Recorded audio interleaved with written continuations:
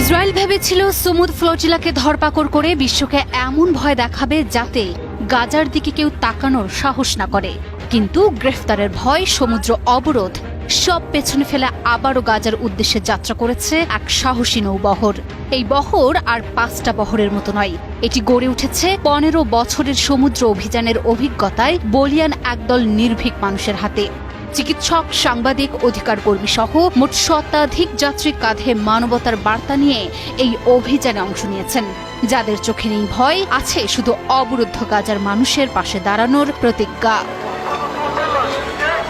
এক মহাসমুদ্র অভিযানে ফের জেগে উঠেছে মানবতার কণ্ঠ। ইসরায়েলের কঠোর অবরোধ ভাঙতে ভূমধ্য সাগরে যাত্রা করেছে 11 জাহাজের বিশাল বহর, যাদের গন্তব্য গাজা। কনসায়েন্স নামের নেতৃত্বাধীন এই বহরে আছেন প্রায় 100 জন অধিকার কর্মী, যারা বিশ্বের নানা প্রান্ত থেকে এসেছেন মুক্তির বার্তা নিয়ে। আন্তর্জাতিক সংগঠন ফ্রিডম ফ্লোটিলা কোয়ালিশন বা এফএফসি এর সমন্বয়ে গঠিত এই অভিযানে যোগ দিয়েছে ইতালি ও ফ্রান্সের পতাকাবাহী নৌবহর থাউজেন্ড ম্যাডলিনস টু গাজা।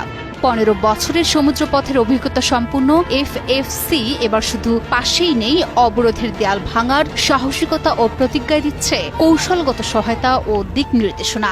জাহাজগুলো ত্রাণ নয়, বরং ইসরায়েলের অবৈধ অবরোধ ও সংবাদ মাধ্যমের স্বাধীনতা নিশ্চিত করার জন্যই রওনা হয়েছে। ক্রিট দ্বীপের উপকূলে অবস্থানরত এই জলযানে রয়েছেন বিশ্বের 25টি দেশের সাংবাদিক ও স্বাস্থ্যকর্মীরা। তাদের সঙ্গে রয়েছেন বাংলাদেশের গর্ব, আন্তর্জাতিক খ্যাতিসম্পন্ন আলোকচিত্রী ও যুগের ব্যবস্থাপনা পরিচালক শহীদুল আলম। এই মিশন গত বুধবার যাত্রা শুরু করে। প্রায় 2 বছর ধরে গাজার কণ্ঠস্বর চেপে রাখতে ইসরায়েল বিদেশি সাংবাদিকদের প্রবেশ বন্ধ করে রেখেছে, আর অন্তত 270 জন ফিলিস্তিনি সাংবাদিককে প্রাণ দিতে হয়েছে এই যুদ্ধে। স্বাস্থ্য ব্যবস্থাও ধ্বংসস্তূপে পরিণত, হাসপাতাল ও ক্লিনিকগুলো বোমায় বিধ্বস্ত। চিকিৎসকদের অপহরণ ও নির্যাতনের অভিযোগের মাঝে আন্তর্জাতিক মেডিকেল দলকেও গাজায় প্রবেশে দেয়া হয় না ছাড়পত্র।